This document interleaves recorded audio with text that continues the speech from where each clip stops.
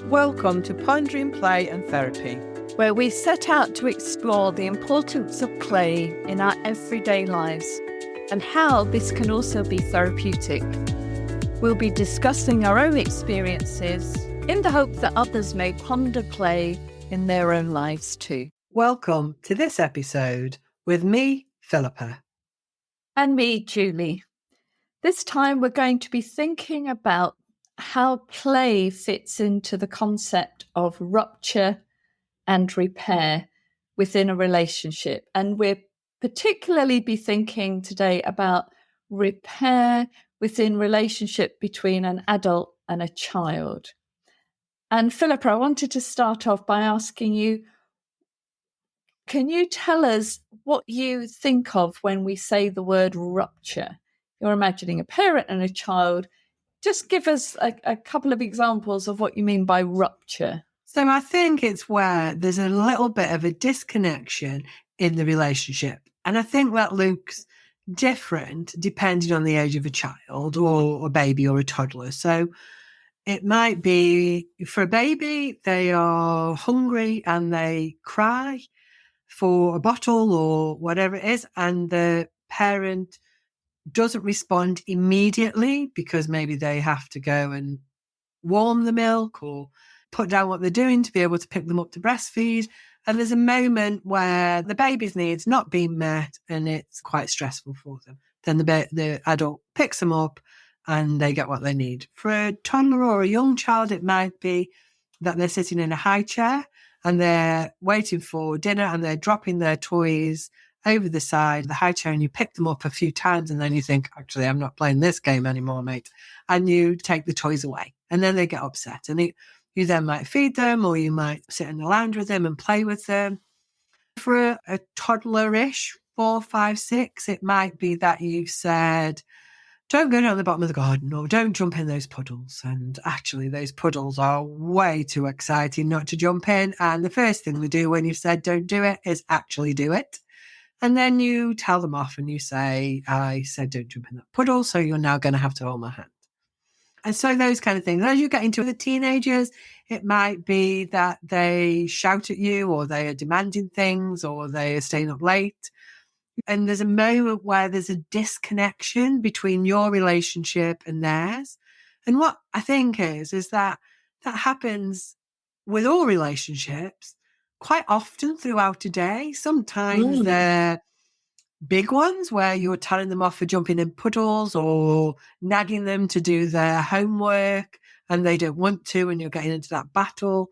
There might be other moments where your 6-year-old is saying, Daddy, look at my picture, and you're in the middle of cooking tea or having a chat with somebody else and you don't look immediately.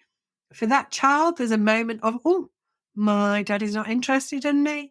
And there's a rupture in that relationship. And it's not that they're not interested. It's just that at the moment, there's something a little bit more pressing. And when you've mashed the potatoes or finished your phone call, you then go back and you say, oh, what was it you were showing me, Julie? Let me have a look. And you repair the relationship. And those happen, don't they?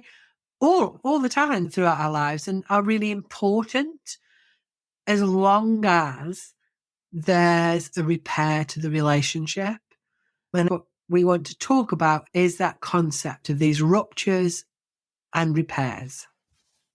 And what happens when the ruptures inevitably happen in all of our lives, adult to adult, child to child, adult to child. Ruptures are happening all the time in small and big ways throughout life. It's part of being human. And without rupture, actually, I wonder if we're having the full human experience. Life has ups and downs. It's what the game Snakes and Ladders is about. There are constant small and big ruptures going on in life. And part of our role as adults, as educators, as therapists, as parents, is to help children navigate and accept and know and normalize rupture. It's part of everyday life. We fall over and we hurt ourselves. We have an expectation of something for tea and it doesn't come. We want to go to somebody's party, but we end up being sick that day. So ruptures as well as disappointments But the ruptures involve two people. I think that's what we're saying. It needs to involve at least two people because it's about a break in a relationship. It's more than a disappointment. It's about some wobble, some absolute severing of a relationship and everything in between. So I often imagine a string between me and another person. And sometimes that string is very thin and sometimes it's very, very thick. Sometimes it's very flexible. Sometimes it's very solid. And a rupture would be a cut into that string. Sometimes it might just weaken it and sometimes it will actually break off all connection. So I think we're both thinking similarly about what a rupture is. It involves a relationship being wobbled or being broken. And what happens when a rupture is not repaired? I know we haven't talked yet about what the repair might look like, but it's interesting. My brain has gone straight to what happens when there's a rupture and there isn't a repair, where the bad feeling, where the disconnect is kind of left lingering. And perhaps the child has been sent to a different area of the home. Perhaps the parent has walked out. Perhaps there's been a complete ignoring of the fact that there has been a rupture. It's almost like sometimes it can be not noticed, like both parties have felt it, but one or other party just sort of shrugs their shoulders and says, okay, so what should we have for tea then? And they go, hang on, we've just had a big argument. And is that a repair or is that a sort of sticking plaster or an ignoring? But I think what we want to move on to is thinking more about what do you see in repair. We've established that ruptures are fairly normal within all human life, small and big. What is the action of a repair? Well, I wonder, Julie, if we maybe should go back to when it doesn't happen. I would just slightly disagree or maybe put into context that sometimes I don't think everybody does know that there's been a rupture and that parents sometimes aren't always aware. So ruptures, like I said, can happen for babies if their needs aren't met. Now, sometimes babies can be left in rooms on their own or without nappy changes or without their needs being met, like being fed and those sorts of things. And parents or whoever's caring for them may not always be aware that need is there because they can't meet it. But that is a huge rupture in that relationship because you're not building that trust. You haven't got anyone that's looking after you.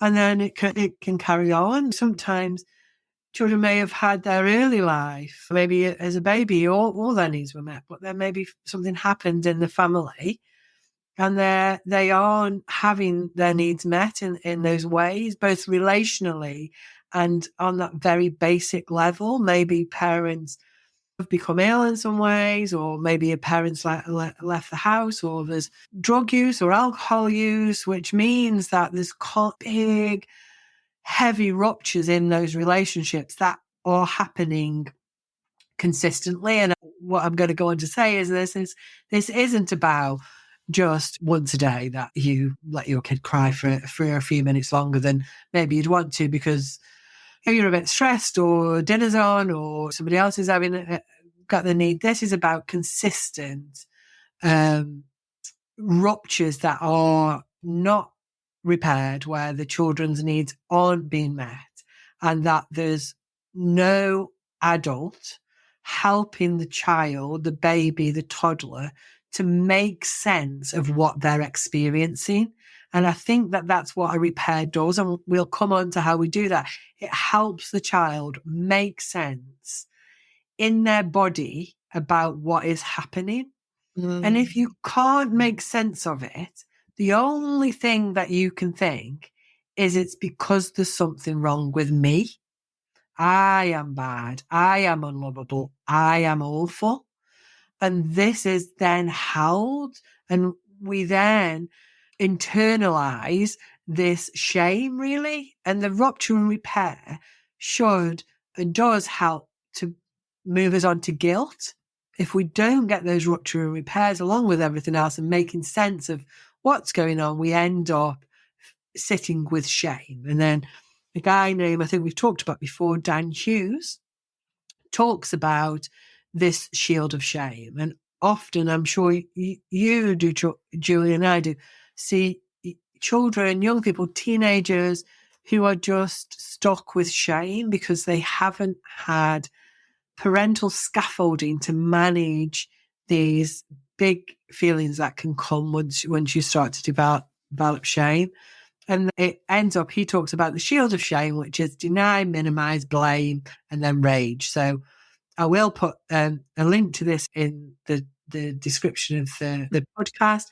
But basically, it is, say, Julie, you have eaten my packet of Skittles that I've got saved in the cupboard downstairs. No, I haven't. There you go. Straight into denial. Deny. So the first thing is deny. It wasn't me. It was someone. It wasn't me. No. It wasn't me. Yeah, I didn't do it.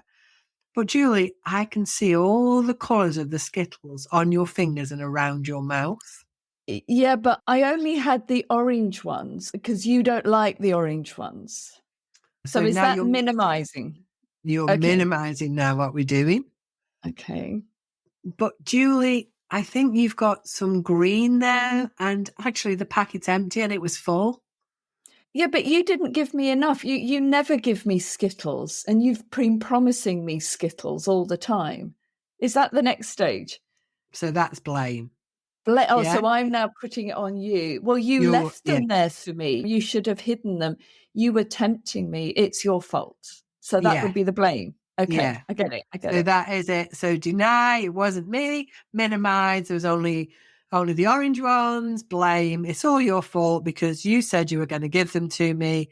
And then if I keep going and saying, yeah, you never understand me. It's all your fault. You never give me sweets. I've never had sweets in my life. And I'm going to storm out and slam this door. And you're the most awful parent ever.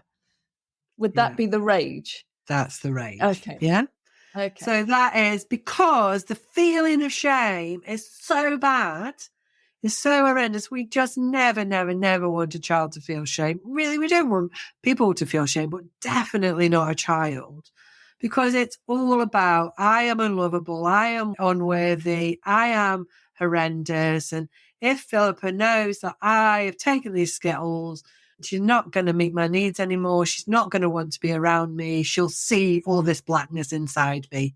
So the only thing I can do is put this shield up and see if I can deflect it away. And so shame is about a feeling of unworthiness, a feeling of awfulness within the whole of me, even though that incident was about one little packet of sweets, it then becomes about the whole of me, hating the whole of you, and feeling that I'm unworthy of a relationship and love from you. So is that what you're saying about shame? Yeah. Is that all pervading feel? So tell us then about the difference between shame and guilt. Yeah, so guilt would be that you and I are playing with our train track and I ram the train down and I hit it into your fingers and you go, oh, that really hurt. Yeah. And then I would say, oh, Julie, I'm so sorry. I didn't mean to hurt your fingers. Yeah. And so I can apologize. Maybe when I'm 4, I might not say I'm sorry, but you know that you hurt and you can accept that my action hurt your fingers. And I could say, yeah, that did hurt me. I wish you hadn't done that. I've got a really sore finger now, Philip. And I might say, let me kiss your finger or let's put a plaster on it. And I want to repair what happened, but it's only about the action. It's not about me. I can separate me from the action. So I can think what I did was not okay rather than who I am is not okay. And that starts to happen. You know, I talked about that babies in the high chair. I think this is for me, how I start to understand it. So the baby in the high chair is dropping the toys on the floor and I keep picking them up. And then I think I'm not picking them up anymore. So I take the toys away. So I can take the toys away and shut them in another room in the high chair or on the floor and say, we're not doing that anymore. Stay there and shut the door. So this baby then is left with that big feeling and doesn't have any understanding about it and is overwhelmed by it. Yeah. They've got that big feeling in their body. They might be crying, they might be sobbing, or they've learned that actually there's no point doing any of that. I'm just going to sit here feeling this horrendous feeling in my body and know that nobody's going to come and help me with these feelings, with this thing, because I am bad. Because how, like 12 months old, do you understand? Or even 8 months, you can't understand any more than that, can you? Whereas when we start to move it into guilt, is that we stop playing the game of picking the toys up off the floor and say, oh, we're just going to put those away. But let's have some food now. Or let's go and sit in the sitting room and play with some toys on the floor. So we disconnect for a moment because we take away the really nice game that they're playing. So there's a moment of those feelings, that sadness, and then by going into the sitting room and sitting on the floor and starting play again. So it's like, oh, that was really bad. They do. Oh, okay, they do like me. So that was not okay, but this is okay. Yeah, I am still lovable. I am still worth playing with. I am still worth feeding. They didn't like this bit, but they love me. And that's the difference. One is you're on your own. There's no repair. You're left. So the only way you can understand what's going on is the shame that goes inside versus I don't like what this game that you're playing, but I'll play this game with you. So we're not going to do this because it's not great to drop your toys on the floor, but this is okay. Let's play this together. With shame, we go into the survival brain, which we've talked about in previous episodes. So we go into the defending. So that fight, flight, or freeze. I'm either going to fight, which is I'm going to argue with you anyway to stop this feeling from happening. I'm going to go run away and hide. And you see teenagers, certainly teenage girls I work with, that go into shame really quickly. And they've got this really long hair and they flick it over their head and it covers their whole face, or they got the hoodies and they pull the hoodies over their face. It's like, I just need to hide away so you don't see this inside me.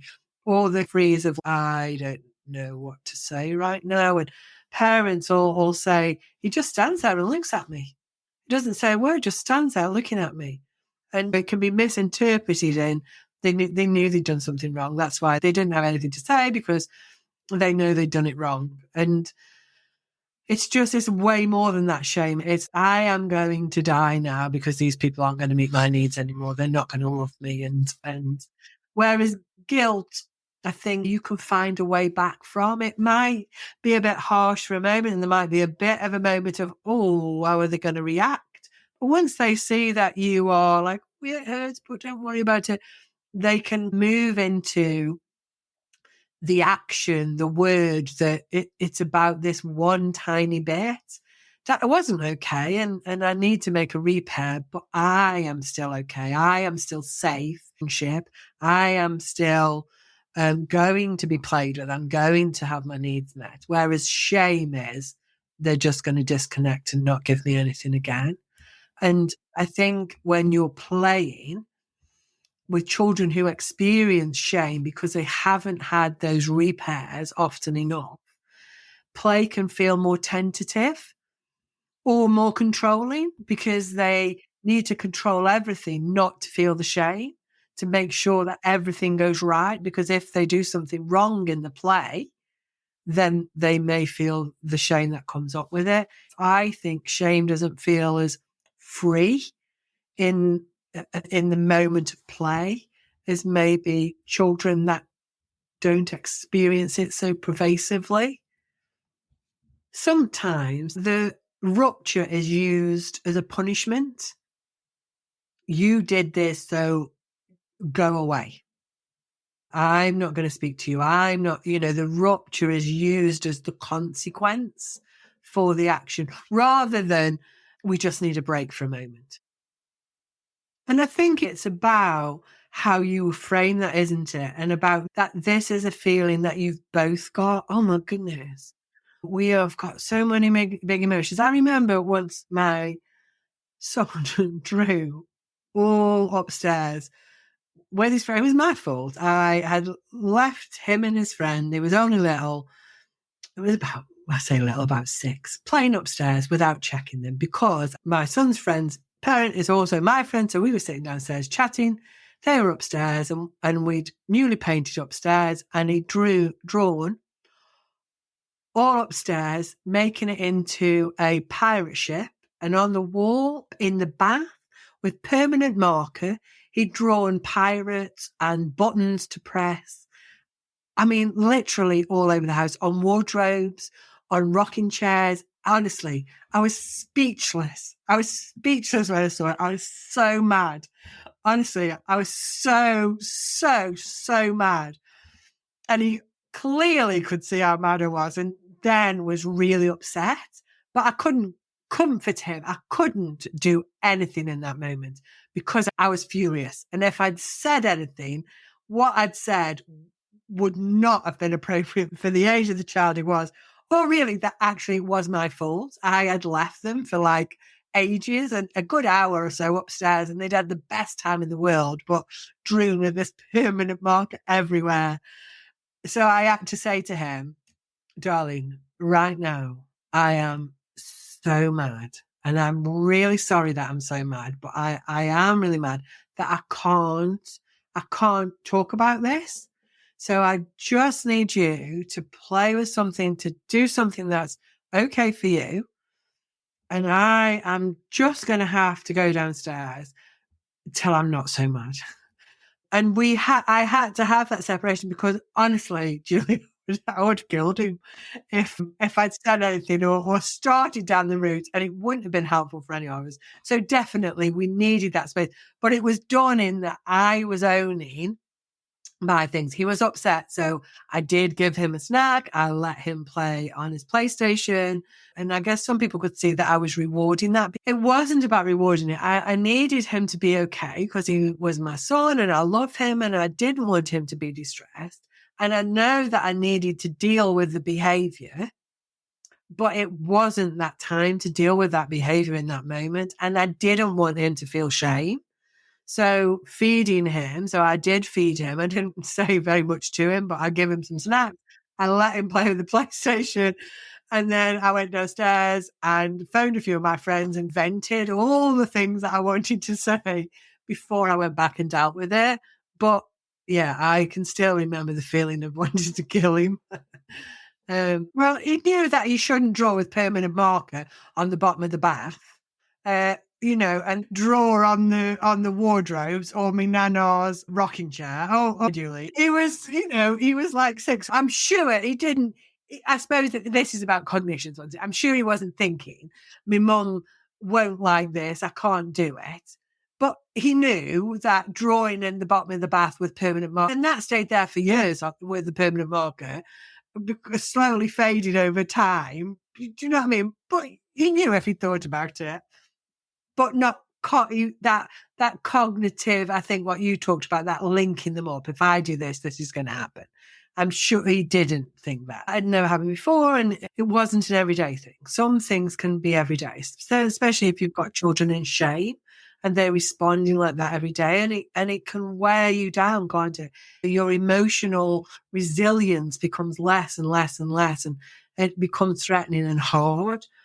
But I suppose I'm just aware that we're coming to the end of this, but I suppose for me, one of the things that I think is super important is that as adults, we model the repair. The responsibility is ours until we've taught or modeled for our children, this is how it's done and this is how it's safe. And I think another really great podcast is about when repair isn't safe, because there's sometimes where repair isn't safe to do. And actually we're better staying in rupture and in chaos than we are in being in relationship with somebody.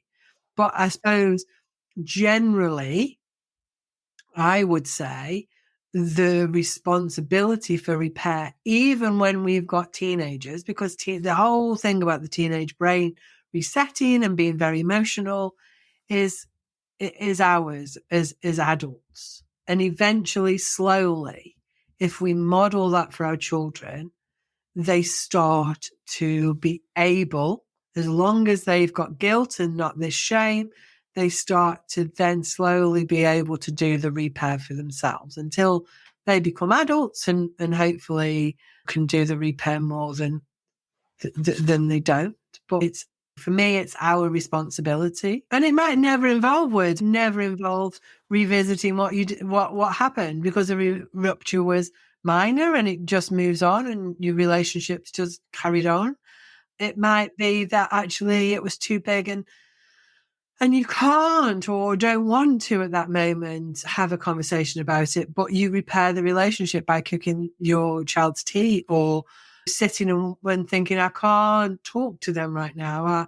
I am still mad, or I am still really hurt because they've hurt me. But I can sit and watch Endgame with them, or, Big Bang Theory or whatever it is, and eat a bag of popcorn, but I can't talk about it. I can't maybe even look at them. But I can repair the relationship by being next to them and doing something with them. So repair looks different, doesn't it? And sometimes, like for teenagers, they never say anything, but they might come and ask you a question or, give you a piece of information. Like information from teenagers, I think, is like gold dust. And that it can be their way of repairing, about saying, I am still in this relationship with your mum, dad, granny, whoever it is.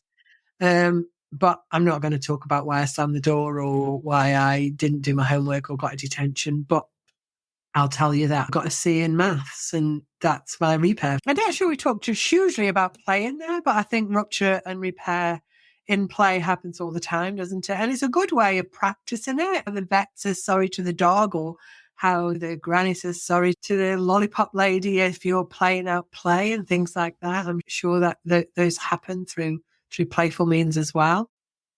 Thank you for listening. If you've enjoyed this episode, please follow our podcast and click like.